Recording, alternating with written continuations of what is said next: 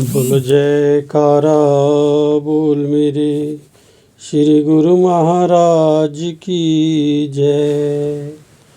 बोलो साचे दरबार की जय। साकार रूपं परमात्मना हे आत्मस्थितं तत् तव दर्शनं श्री आनंद सिंधो स्मरणं त्वदीशः मधुरोपदेशं शमते दयालो चरणारविंदे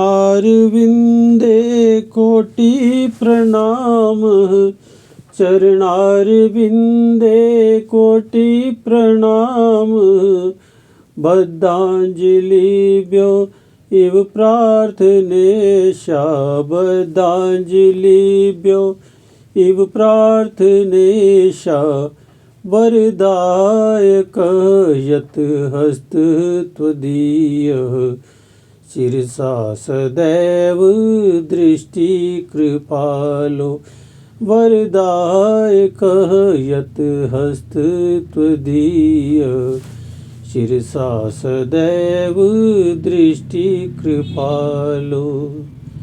श्री परमहंस गुरुदेव जी निराकार साकार जिनकी पदनख ज्योति से आलोकित संसार परम पुरुष पूर्ण धनी आनंद घन सुख रूप सर्वारंभ में पूजिए पावन चरण अनूप सर्वारंभ में पूजिए पावन चरण अनूप। सतगुरु की महिमानंद किस विधि गाई जाए अगम अगोचर पार ब्रह्म संत रूप धरियाए अगम अगोचर पार ब्रह्म संत रूप धरियाए। सतगुरु सत्य रूप अविनाशी मंगलकारी सहज सुख राशि परमारथ पथ के उन्नायक सदा हितैषी परम सहायक चित गुरु चरणन दृढ़ करि राखो प्रीत प्रसाद मधुर अति चाखो प्रीत का बंधन गुरु संग बांधो पल पल गुरु से आशीष मांगो ब्रह्म मुहूर्त नित उठ जाओ गुरु चरणन का ध्यान लगाओ श्री गुरु महिमा जो नित गाए आत्म सुख को सहजे पाए गुरु कृपा काटे भव रोगा अति दुर्लभ पाइए संजोगा गुरु परमेश्वर एक होई जाने बिरला गुरुमुख कोई जाने बिरला गुरुमुख कोई।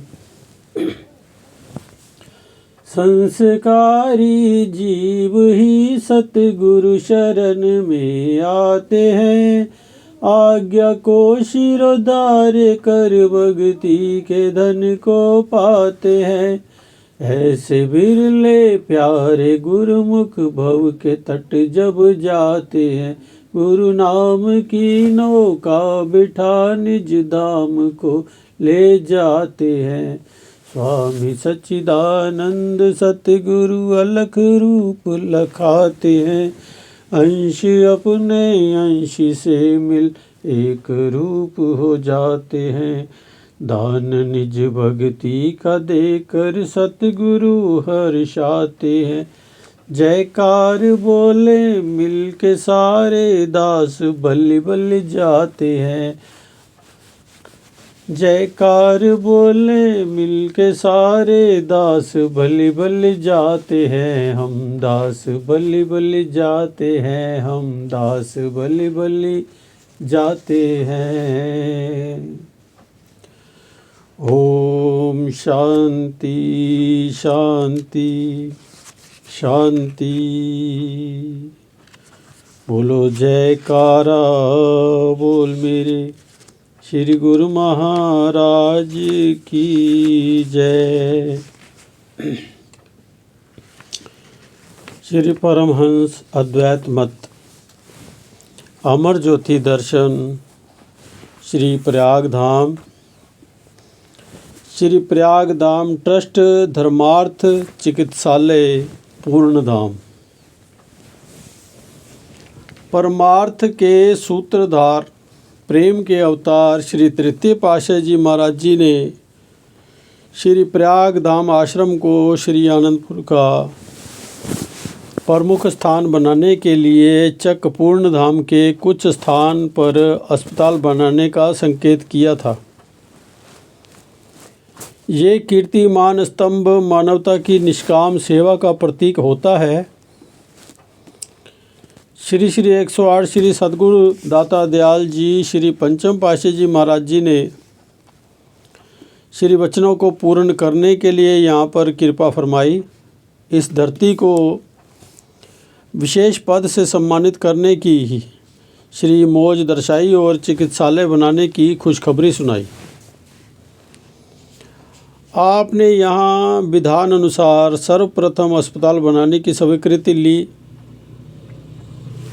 पुनः इसकी सारी रूपरेखा तैयार करवाई गई। इसमें वार्ड, ओपीडी, प्रतीक्षालय, pathology lab, x-ray, physiotherapy, medical store, staff के रहने के लिए आवास स्थान, भोजनालय, श्री मंदिर एवं पार्क की सुव्यवस्था को प्राथमिकता दी गई। करुणावत्सल करुणामयी श्री सद्गुरुदेव जी महाराज जी ने बेंगलोर निवासी आर्किटेक्ट भगत नवीन जी और सुनील जी को इस चिकित्सालय का नक्शा बनाने की सेवा सौंपी।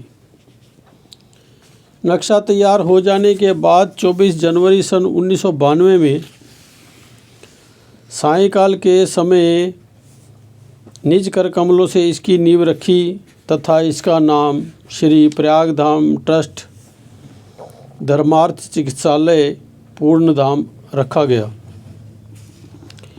श्री सद्गुरुदेव जी महाराज जी श्री तृतीय पातशाह जी महाराज जी की श्री मौज को पूर्ण होता देख श्री प्रभु जी की प्रसन्नता का कोई पारावार न था। आपने इसकी देखरेख का कार्यभाग भगत सतीश राज मल्होत्रा, महात्मा योग युक्तानंद जी एवं भगत श्यामलाल जी साहनी को सौंपकर श्री बचन फरमाए। ये सब काम हमें अति शीघ्र ही संपन्न करना है, इसलिए प्राणपण से इस सेवा में जुट जाओ। हम ये चाहते हैं कि ये चिकित्सालय की सेवा शीघ्र अतिशीघ्र आरंभ हो सके ताकि यहाँ पर आसपास के क्षेत्र में रहने वाले लोग यहाँ आकर स्वास्थ्य लाभ प्राप्त कर सके।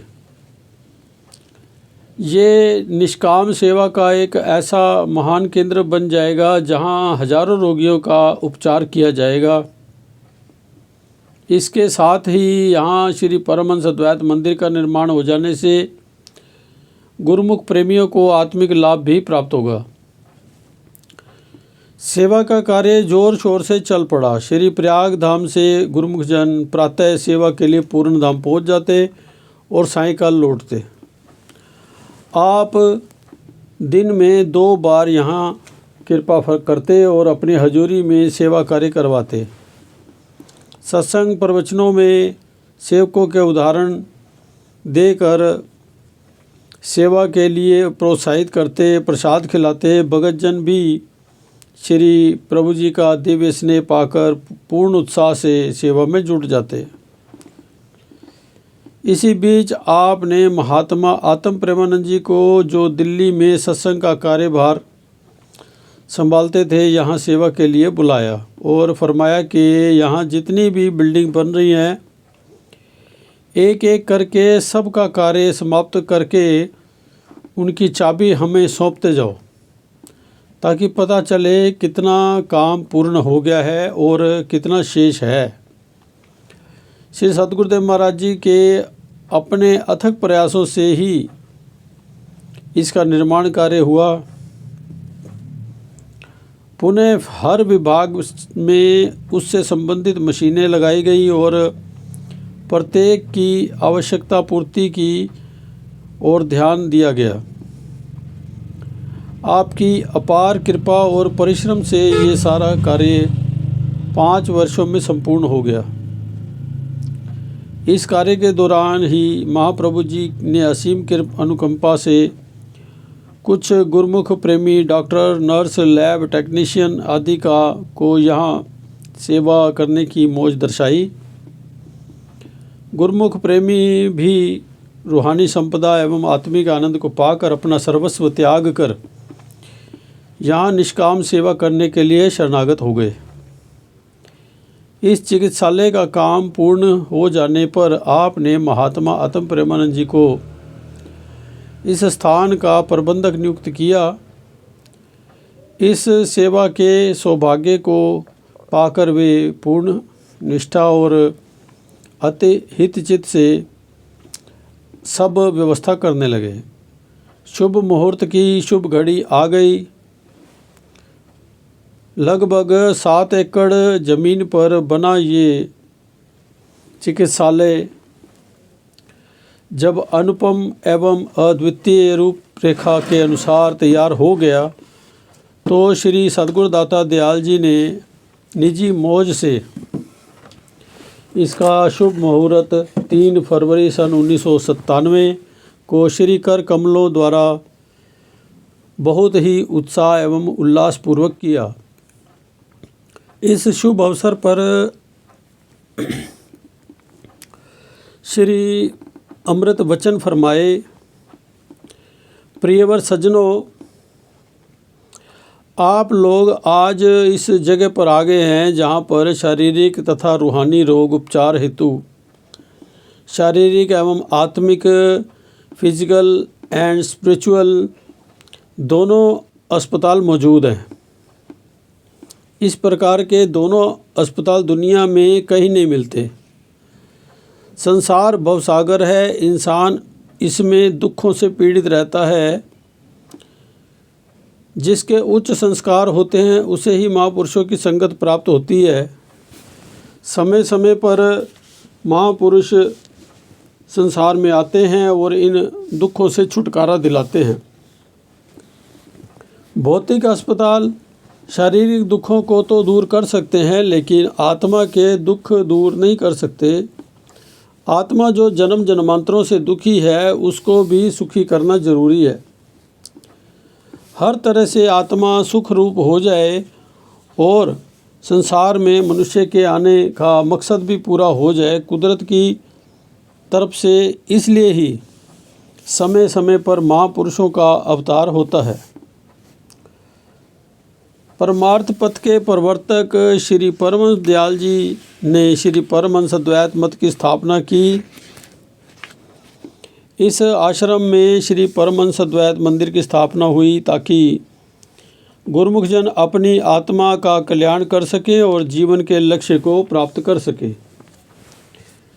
आज श्री प्रयागधाम ट्रस्ट धर्मार्थ चिकित्सालय पूर्ण धाम का उद्घाटन भी हो गया। इससे शारीरिक दुख दूर होंगे। शरीर निरोग होने से आत्मा कल्याण का कार्य भली भांति हो सकेगा और आत्मा प्रफुल्लित होगी। अतः इन दोनों प्रकार से जीवन को सुख रूप बनाकर प्रेमी जिज्ञासु अपने लक्ष्य को पाने में समर्थ होंगे।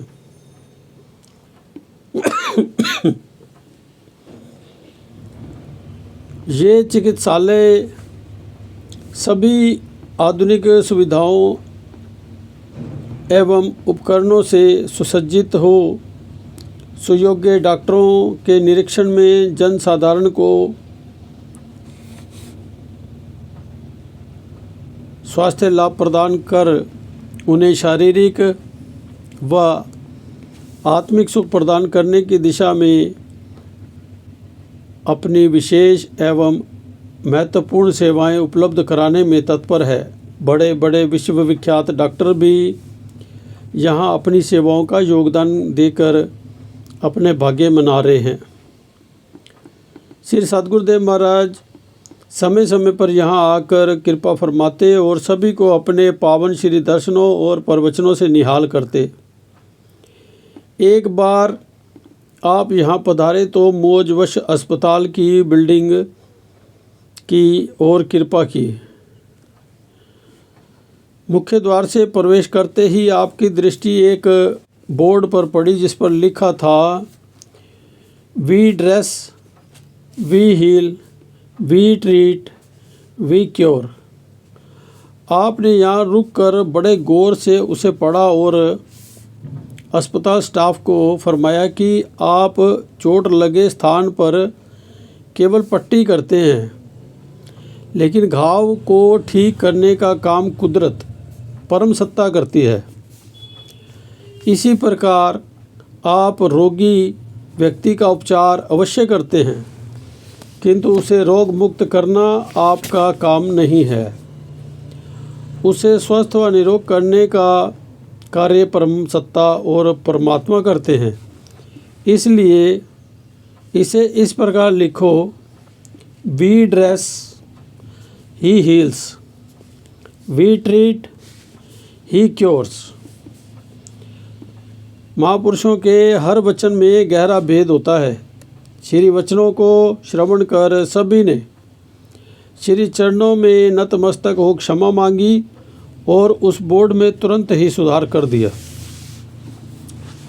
आपकी करुणा, दया और सभी गुरुमुख प्रेमियों के प्रति वात्सल्य भाव को देख जीवा द्वारा व्यक्त नहीं किया जा सकता। आप जब भी इस चिकित्सालय में कृपा करते तो उपचार अर्थ भर्ती हुए सभी गुरुमुखों को समीप बुलाकर उनका हालचाल पूछते। आपकी समीपता और आशीर्वाद पाकर उनकी आत्मा प्रफुल्लित हो उठती और तन भी अति प्रसन्न, अति शीघ्र स्वस्थ हो जाता। वे आपका आभार प्रकट करते हुए पुनः हित चित से सेवा में संलग्न हो जाते। आपने श्री प्रयागधाम के समीप स्थित पूना शहर में रोगियों की जांच सेवा के लिए एक डायग्नोस्टिक सेंटर का शुभारंभ 23 दिसंबर सन 2002 में श्री कर कमलों से किया। इसका नाम Shri Anandpur trust charitable diagnostic centre रखा गया। इस शुभ अवसर पर आपने श्री वचन फरमाए कि श्री आनंदपुर ट्रस्ट निष्काम सेवा भक्ति का ट्रस्ट है, जिसका ध्येय है निष्काम सेवा करना। इसी उद्देश्य से डायग्नोस्टिक सेंटर बनाया गया है ताकि आम जनता इससे लाभान्वित हो। तत्पश्चात सद्गुरु महिमा के भजन गाए गए और प्रसाद बांटा गया। आपने इस सेंटर की देखरेख का कार्य महात्मा पूर्ण भक्तानंद जी एवं महात्मा विचार निर्लेपानंद जी को सौंप दिया। मानवता की सेवा के इसी उद्देश्य को मद्देनज़र रखते हुए आपने जनवरी सन 2005 को पूना में ही एक मेडिकल सेंटर का मुहूर्त करके इसका नाम Shri Anandpur trust charitable medical centre रखा गया फरमाया। यहाँ रोगी व्यक्ति अपना उपचार करवाकर स्वास्थ्य लाभ प्राप्त कर रहे हैं। आपने रेखांकित जमीन पर श्री प्रयागधाम ट्रस्ट धर्मार्थ चिकित्सालय बनवाकर पूर्ण धाम में शेष जमीन पर चक के अनुरूप कमरे व लंगर आदि बनाने का आदेश दिया। थोड़ी सी जमीन पर खेती का काम किया जाता है। इस चक की देखभाल करने के लिए 2 भक्तों को नियुक्त किया। आप जब भी चिकित्सालय में पधारते तो इस स्थान के भी सौभाग्य जगाते। इससे पहले कई बार गुरुमुखों सेवकों को संग ले जाते, बगीचे में से घास फूस निकलवाते, कटीली झाड़ियाँ दूर करवाते और फरमाते कि इसी प्रकार ही भक्ति के मार्ग में माया कांटों का जाल बिछाती है, अर्थात संसारिक झिलमिल की ओर आकर्षित करती है। गुरुमुखों को गुरु वचनों पर चलते हुए उन मलिन ख्यालों को दूर करते रहना है। इससे गुरु भक्ति की राह सरल बन जाएगी। पुनः फरमाया कि सदा अपने लक्ष्य पर ध्यान रखो, निर्विघ्न जीवन यात्रा को पूर्ण कर उज्जवल मुख हो दरगाह में सम्मान पाओ। महापुरुषों की कृपा दृष्टि से कोरेगांव पूर्ण धाम के नाम से विख्यात होकर पूर्ण बन गया। श्री सद्गुरुदेव महाराज सदैव हर स्थान को नया रूप देने के लिए सेवकों के लिए सेवा का साधन बनाते। श्री प्रयाग सरोवर के मार्ग में श्री मंदिर के पीछे से पानी की धारा बहती हुई श्री प्रयाग धाम से दूर नदी में जाकर मिलती थी। मार्ग में एक स्थान पर तालाब की भांति झोरा पानी एकत्र होकर पुनः सड़क के बीच में बहता हुआ नदी की ओर जाता था। इसमें कमल के पुष्प खिले हुए अत्यंत मनमोहक और सुंदर लगते। श्री प्रयाग सरोवर की सेवा हेतु गुरुमुख जाते एवं आते समय इस झोरे को देखते तो प्राय कह उठते कि श्री प्रभु जी की अपरंपार महिमा है जो हमें ऐसा सुंदर दृश्य यहीं दिखला दिया। आपकी श्री मौज हुई कि इसे नीचे से समतल बना दिया जाए और इसकी सफाई की जाए। इसलिए इसके पानी के बहाव का रुख दूसरी ओर करवा कर इसे खाली करवा दिया और आप स्वयं उसके तट पर विराजमान हुए और गुरुमुखों को इसकी सफाई की सेवा का सौभाग्य प्रदान किया। गुरुमुखों ने अपने कपड़ों को बचाते हुए धीरे धीरे ऊबड़ खाबड़ पत्थरों में से कीचड़ निकालना आरंभ किया। 10, 15, 20 गुरुमुख लाइन बनाकर एक दूसरे को कीचड़ से भरी तगारी पकड़ाते और उसे बाहर की ओर डाल देते। आपने देखा कि ये कार्य मध्य से शुरू हुआ है और इसे एक किनारे से शुरू करवाना चाहिए। गुरुमुख कपड़ों को कीचड़ से बचाने के लिए धीरे धीरे सेवा कार्य कर रहे थे। महापुरुषों के हर कार्य में सेवक की भलाई होती है। श्री वचन हुए इस समय अपने कपड़ों की तरफ ध्यान ना देते हुए सेवा करें। मन व सुरती को सेवा में लीन करोगे तो ही ये सफाई पूर्ण होगी। ये झोरा की सफाई नहीं हो रही अपितु मन की सफाई के लिए ये सेवा का एक साधन बना है। आप इसी प्रकार इसके बीच में से होते हुए एक किनारे पर पहुंच जाओ। महाप्रभु जी स्वयं भी उस किनारे पर पहुंच गए। गुरुमुख पत्थरों के बीच में से कीचड़ होने से कभी कभी फिसल जाते और एक दूसरे का आश्रय लेकर उठ जाते हैं। ऐसे ही फिसलते उठते सब उस किनारे तक पहुंच गए। आप सामने देखकर मुस्कुरा रहे थे। श्री मौज में आकर आपने फरमाया जिस प्रकार आप इस कीचड़ में पांव रखते ही बार बार फिसल रहे थे और एक दूसरे के सहारे से पुनः उठकर खड़े हो जाते, इसी प्रकार भक्ति मार्ग में भी फिसलन होती है। बार बार मन मायावी दलदल में फंसकर फिसल जाता है। गुरुमुख जन अपने सदगुरु का आश्रय पाकर ऊपर उठ जाते हैं और अपने लक्ष्य को पा लेते हैं। कितना गूढ़ रहस्य भरा होता है महापुरुषों के वचनों में। जिस समय ये सेवा पूर्ण हुई, सब गुरुमुखों को बाहर बुलाया। कार में विराजमान होकर गुरुमुखों को कहा कि हमारे साथ साथ चलो। गुरुमुख कीचड़ से भरे हुए पाँव के साथ कार के साथ साथ दौड़ते और फिर थोड़ा धीमा हो जाते। श्री प्रभु जी की कार को कभी कभी श्री प्रभु जी भी कार को कभी कभी धीरे करवा देते और कभी तेज चलवाते। उस समय सड़क कंकड़ों से भरी हुई थी, परंतु किसी को भी ना तो कोई कंकड़ चुभा ना ही कोई पीड़ा महसूस हुई। सबको ऐसे लग रहा था कि जैसे नीचे पुष्प बिछे हों। मंद मंद मुस्कान से सबको निहारते हुए श्री गुरु महाराज जी एक बगीचे में जा पहुँचे। एक वृक्ष के नीचे जहाँ खुला स्थान था वहाँ गुरुमुखों ने स्वयं ही सफाई की।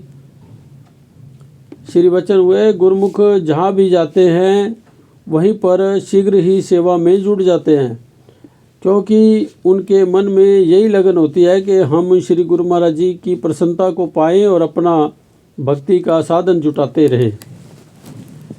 उन्हें इस सेवा में थकावट नहीं होती, ना ही मन सेवा करते हुए उबता है। यही तो आत्मा की प्रसन्नता और वास्तविक खुराक है। ऐसे ही सेवा के अवसरों को पाकर गुरुमुख अपना भाग्य मनाएं और महापुरुषों की प्रसन्नता पाएं। आपने वहाँ पर ही लंगर व नाश्ता मंगवा लिया और निज कर कमलों से सबको भोजन प्रसाद के रूप में दिया। सब ने मत्था टेका और पंक्ति में बैठते गए। साथ में लस्सी और मक्खन मंगवाकर आपने फरमाया, हमारे समीप सभी वही आए जिसे हम लस्सी पिलाएं। उसकी अंजलि से एक बूंद भी गिरने नहीं पाए। उस समय का दृश्य देखकर गुरुमुख मन ही मन ऐसे प्रसन्न हो रहे थे जिसके आगे कुबेर का खजाना प्राप्त हो जाने पर वाली खुशी भी तुच्छ थी। अभी दो गुरुमुख उठकर श्री चरणों के समीप पहुँचे ही थे कि दो वानर उनसे भी पहले आकर आपके समीप बैठ गए। आपने फरमाया, आ गए प्रेमी, चलो पहले आपकी ही इच्छा पूर्ण कर दें। उन्होंने अपनी हथेलियों की ऐसी अंजलि बनाई और मुंह से लगाई कि जिसे देखकर गुरुमुख जन भी हैरान हो गए। आपने स्वयं उनको लस्सी पिलाई और बीच बीच में मक्खन भी डालते गए। उन्होंने एक बूंद भी नीचे ना गिराई और सहर्ष मक्खन भी खाते गए। अंत में उन्होंने थोड़ा सा मक्खन मुंह पर लगाया और वे मत्था टेक कर झूमते व आनंद मनाते हुए कूद कर वृक्ष की शाखा पर बैठ गए। उस समय महात्मा आत्म सुखानंद जी ने खड़े होकर विनय की, प्रभु, ये त्रेता युग की आपकी सेना है या द्वापर युग में ग्वालों के संग रहने वाले वानर? मुस्कुराते हुए श्री प्रभु जी ने फरमाया, हर युग में ही संस्कारी रूहों का संबंध हमारे साथ चला आ रहा है। आप सब गुरुमुखों में से भी कुछ तो पुरातन समय से चले आ रहे हैं और कईयों का नाता इस समय जुड़ रहा है। पुनः कुछ गुरुमुखों ने भी अंजलि से उस लस्सी को पिया। शेष सबको भी थोड़ी थोड़ी पिलाई गई। सबके मुंह से उस समय यही निकला कि महाप्रभु जी हमें लस्सी नहीं अपितु अमृत पिलाकर जन्म जन्मों की प्यास बुझा रहे हैं। सब प्रेमियों के हृदयों को इस दुर्लभ लीला के महा आनंद से सराबोर कर आप वापस अपने कक्ष में लौट आए। संत दादू दयाल जी संत महिमा का वर्णन करते हुए अपनी वाणी में कथन करते हैं, दोहा। साध मिले तब उपजै प्रेम भक्ति रुचि होई, दादू संगत साध की दया हरि करे, दया करी देवै सोई। साध मिले तब उपजे हृदय हरि की प्यास, दादू संगत साध की अविगत पूर्व आस। अर्थात जब भाग्य से संत सत्पुरुषों का मिलन होता है तो भक्ति व प्रेम में वृद्धि होती है, उसमें रुचि उत्पन्न होती है। संत दादू दयाल जी वर्णन करते हैं कि महापुरुषों की दया से ही ये सब संभव हो सकता है। सत्पुरुषों की संगति वर्णनातीत है, उनकी संगति से ही जीव हृदय में परमात्मा से मिलने की तीव्र चाहना उत्पन्न होती है, वे सभी मनोकामना को पूर्ण कर देते हैं। श्री प्रयागधाम में कुछ दिन दर्शन देकर आप प्राय समीप के आश्रमों पर भी कृपा फरमाते। एक सत्संगी बाई जी का सत्संग आश्रम पद्म जी पार्क पूना में एक छोटे से फ्लैट में बना हुआ था। उसने आपके श्री चरणों में विनय की, प्रभु मेरा आश्रम बहुत छोटा है, इसलिए आप 5-7 महात्मा भक्तों के साथ पधार कर श्री मंदिर जी का मुहूर्त एवं स्वयं ही श्री दर्शन देकर करें। यही मेरी हार्दिक अभिलाषा है। मेरे साथ केवल एक भक्तानी ही है, अतः 10-15 दिन पहले ही मुझे अपने आगमन की सूचना देने की कृपा फरमाएं। महापुरुषों की लीला न्यारी होती है। सब करण करावन हार वे स्वयं आप होते हैं। आपने रात्रि समय महात्मा जी को फरमाया, कल सुबह हमने 10 बजे पूना आश्रम पर मुहूर्त करना है, वहीं पर सबका नाश्ता भी होगा। श्री प्रयागधाम से लग 4-5 भक्तानियों को भी वहां भेज दो। शुभ आगमन का समाचार लेकर भक्तानियाँ जब रात्रि समय वहाँ पहुँची तो बाई जी घबरा गई और सोचने लगी कि अब मैं इतने स्वल्प समय में सब प्रबंध कैसे करूं। उसने आंखें मूंदी और भजन पर बैठ गई। आधे घंटे पश्चात पूना के कुछ गुरुमुख भक्त सामान लिए हुए आश्रम में पहुंचे और कहने लगे कि श्री गुरु महाराज जी ने फरमाया है कि जाकर आश्रम का सारा इंतजाम करो।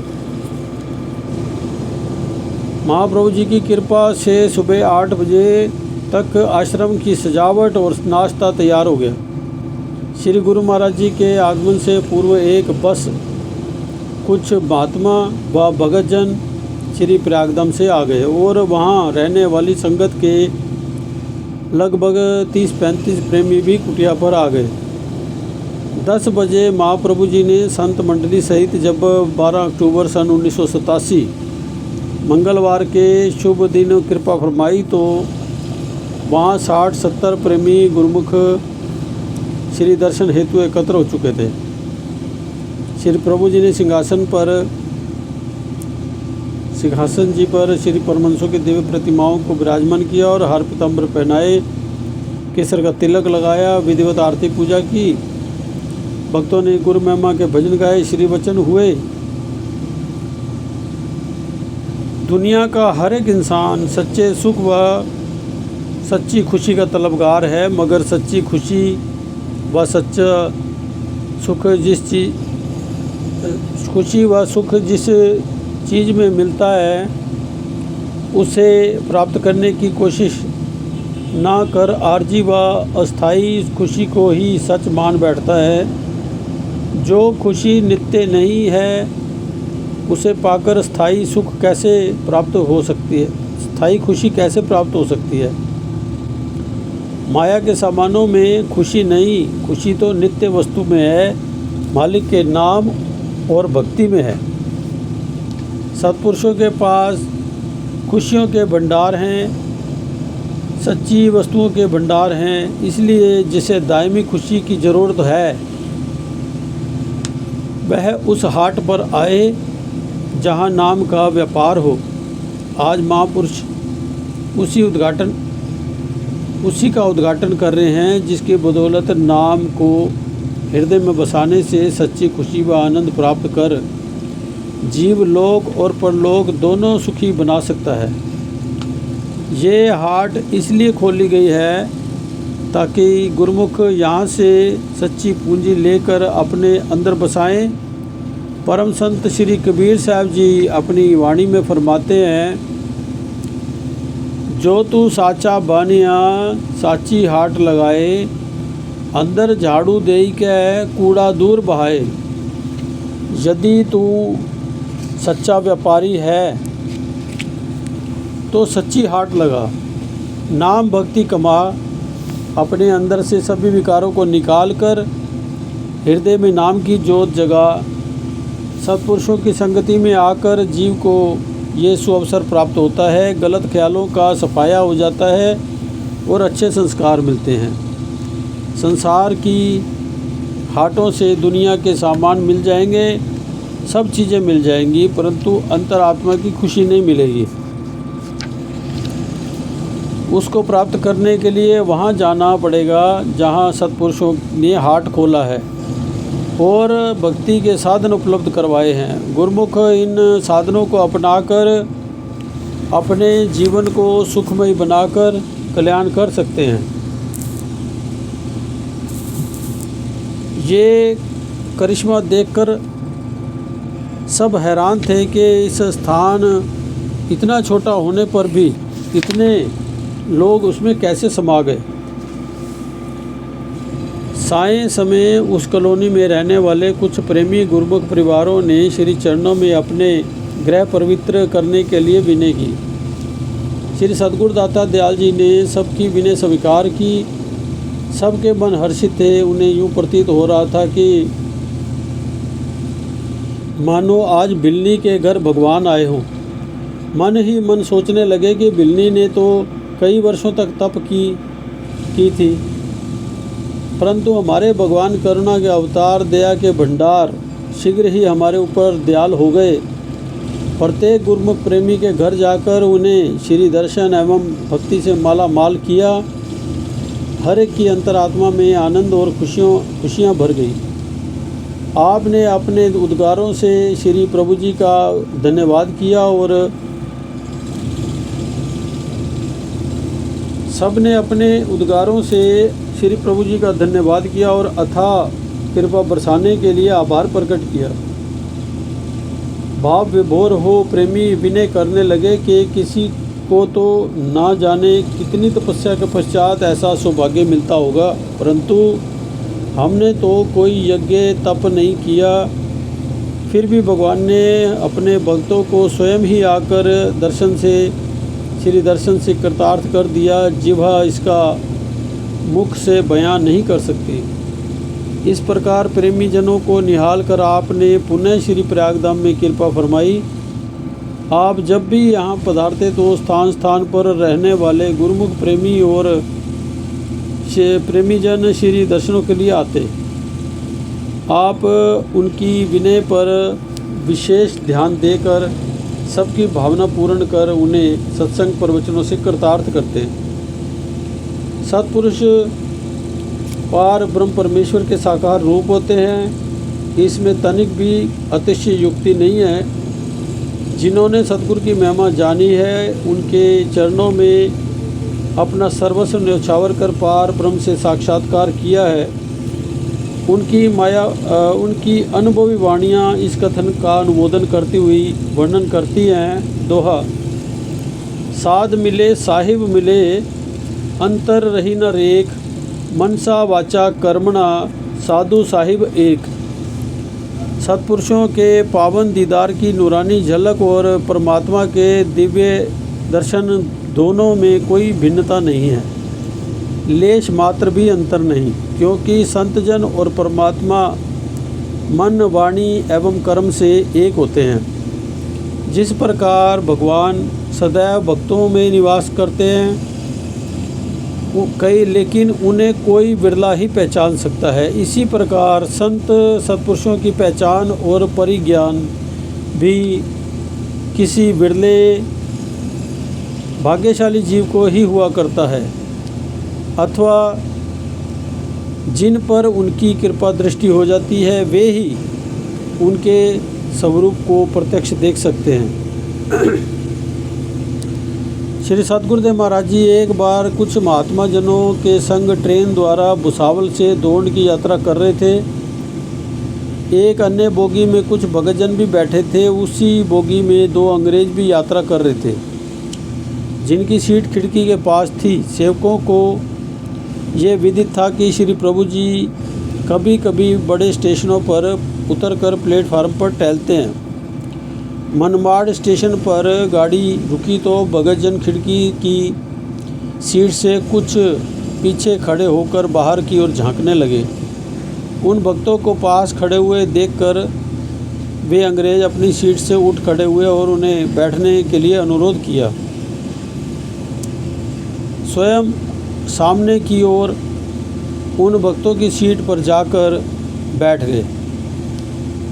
उनके मन में ये देवी प्रेरणा हुई कि कोई ऐसा कारण अवश्य होगा जिससे ये अपनी सीट से उठकर हमारी सीट पर आ गए हैं।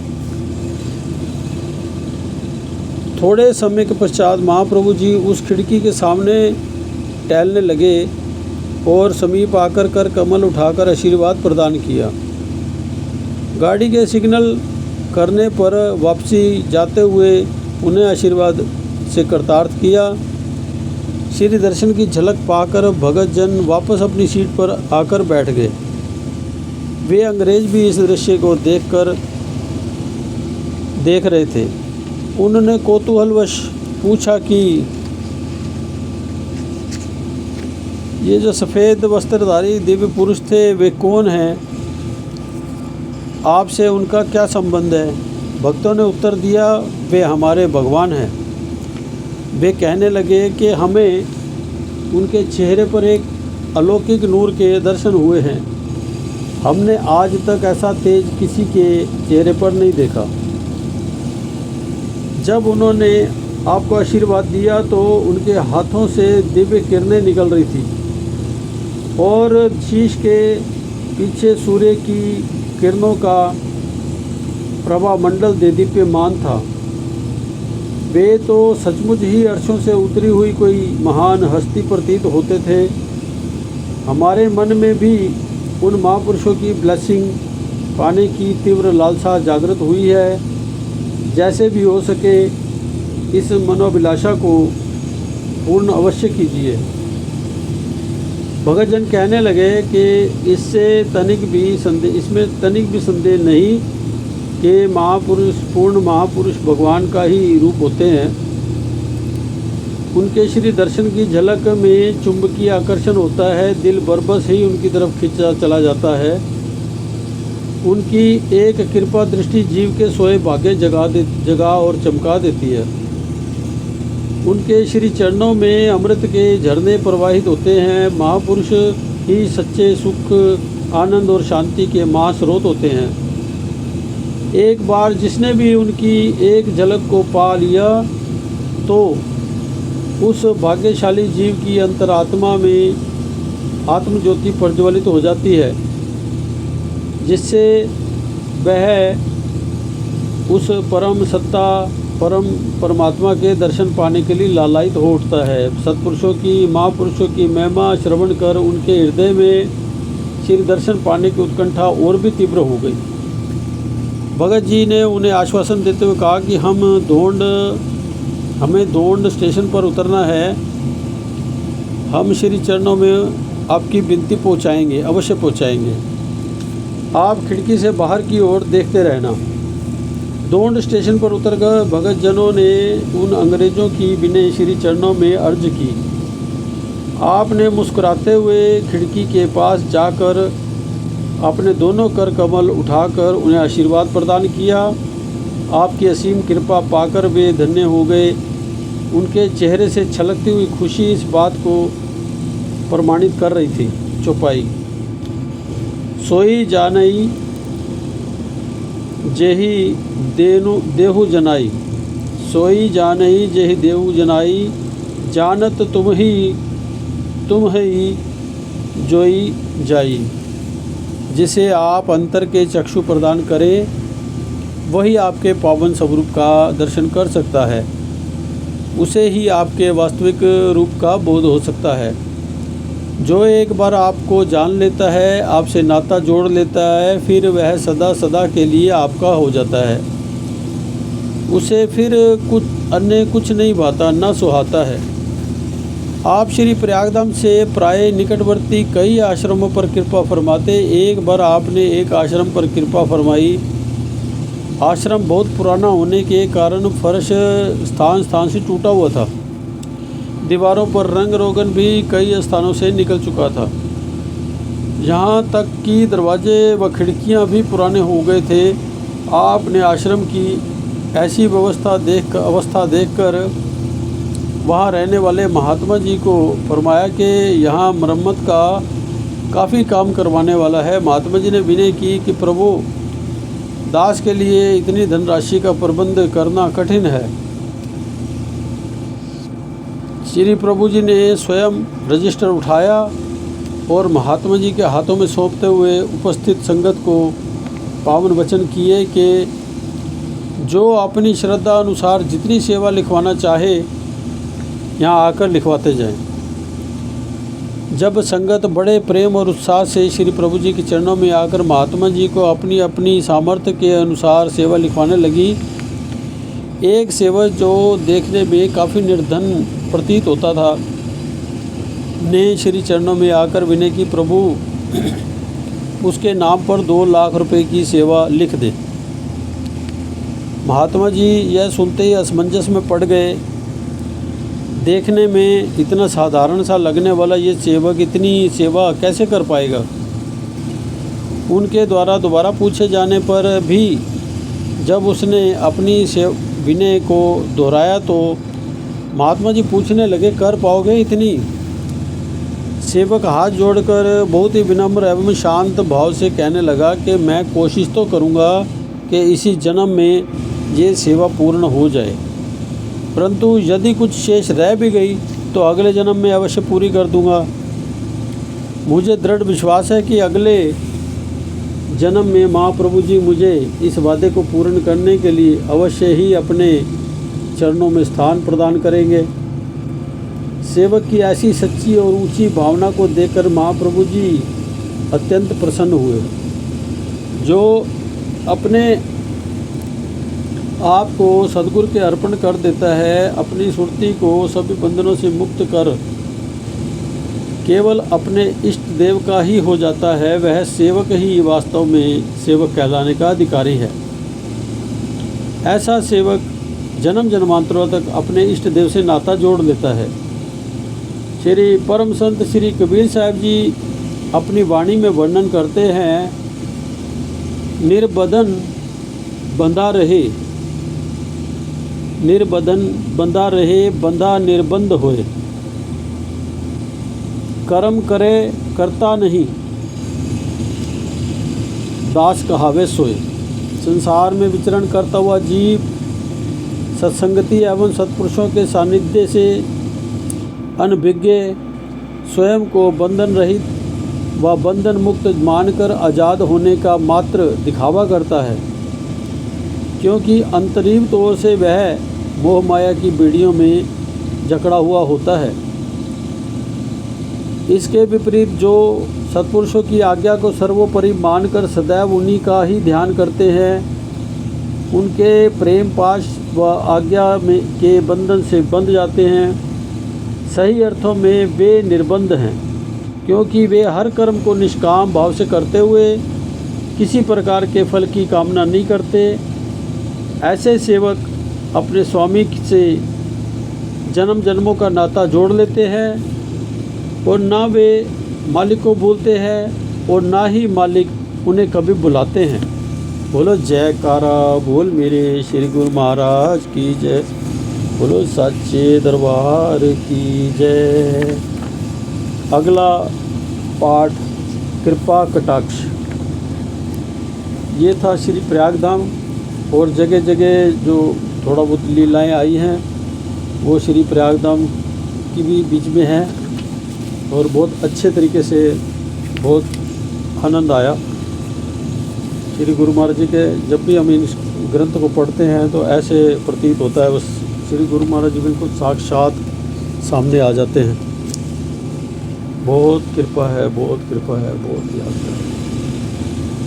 हम वैसे ज़बान से नहीं कर सकते वर्णन, लेकिन ये महसूस ज़रूर करते हैं, अनुभव करते हैं कि गुरु महाराज जी हमारे साथ साथ जैसे जैसे हम पढ़ते जाते हैं साक्षात दर्शन भी होते जाते हैं। बोलिए जयकारा बोल मेरे श्री गुरु महाराज की जय, और सच्चे दरबार की जय। लीलाधारी भगवान की जय।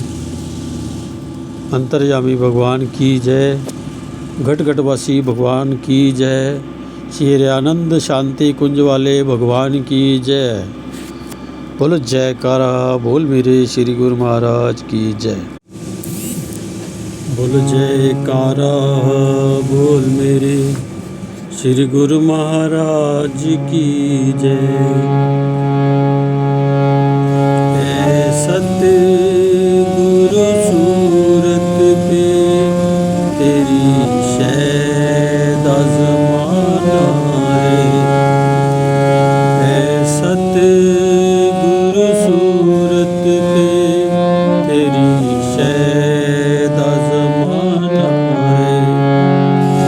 जो तालिबे हक है, जो तालिबे हक है, फकत वह तेरा दीवाना है।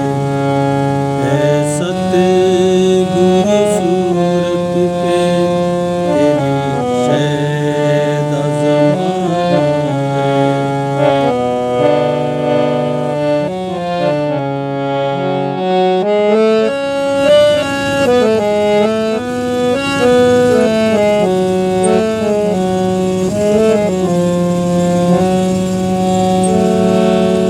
है जलवय तेरा दीदार इलाही का।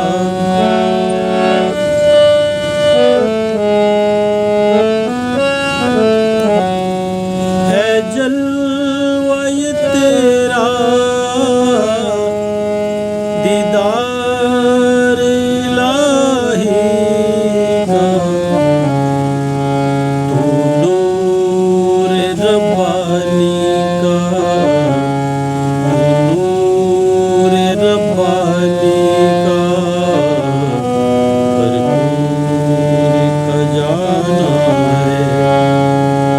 तू नूर रब्बानी का भरपूर खजाना है।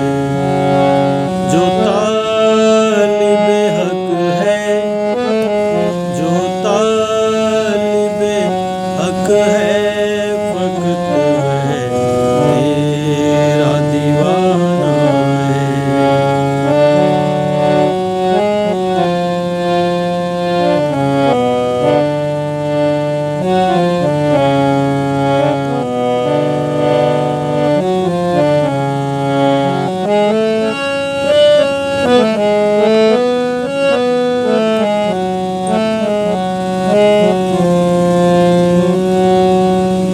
है जिसको तमन्ना सुख चैन सच्चाई है।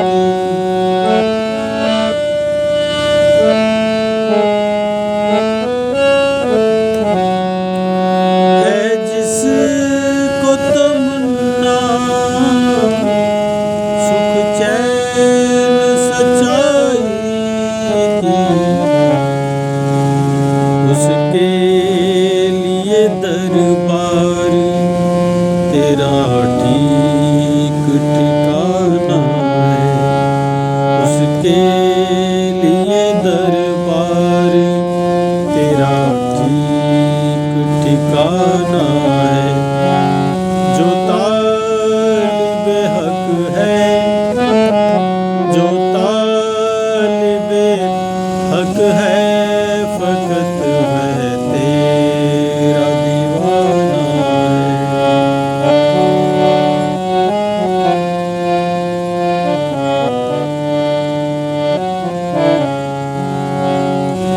नैनों में तेरे प्यार की एक जोत झलकती है।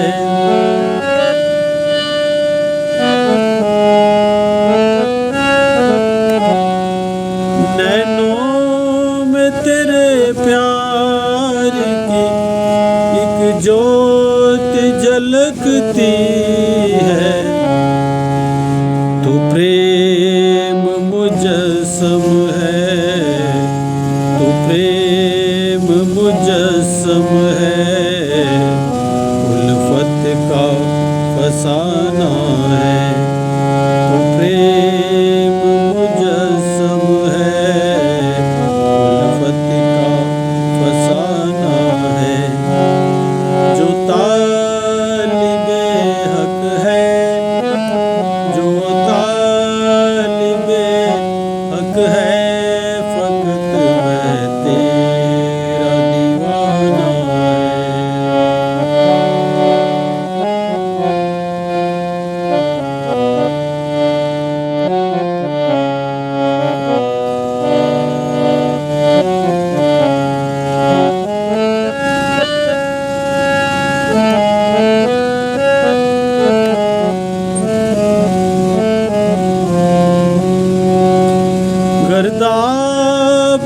मुसीबत में फंसी दास की कश्ती है।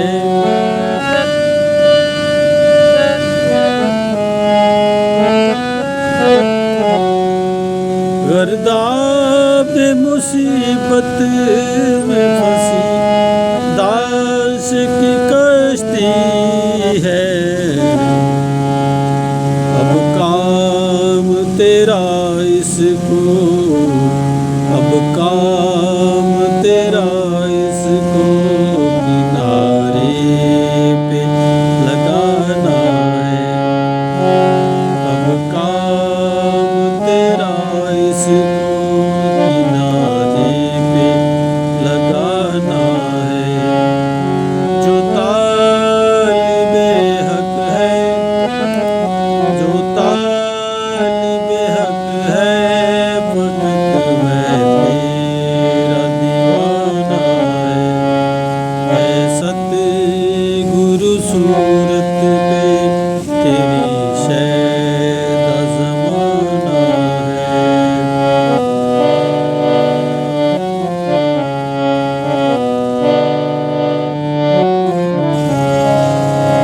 बोल जयकारा बोल मेरे श्री गुरु महाराज की जय। बोलो साची दरबार की जय। गुरुमुखो, हो सकता है बाहर जो रोड काटने वाली मशीन चल रही है, शायद उसकी वजह से थोड़ी बहुत उसमें आपको हो सकता है, मुझे तो नहीं लग रहा, लेकिन फिर भी हो सकता है उसमें कुछ आवाज़ आई होगी मशीनों की। तो कृपा करके ध्यान ना दें, सिर्फ जो कुछ बोला गया है उतनी उसी के ऊपर ध्यान देना, बाकी कमी पेशी तो चलती रहती हैं। बोलो जयकारा बोल मेरे श्री गुरु महाराज की जय।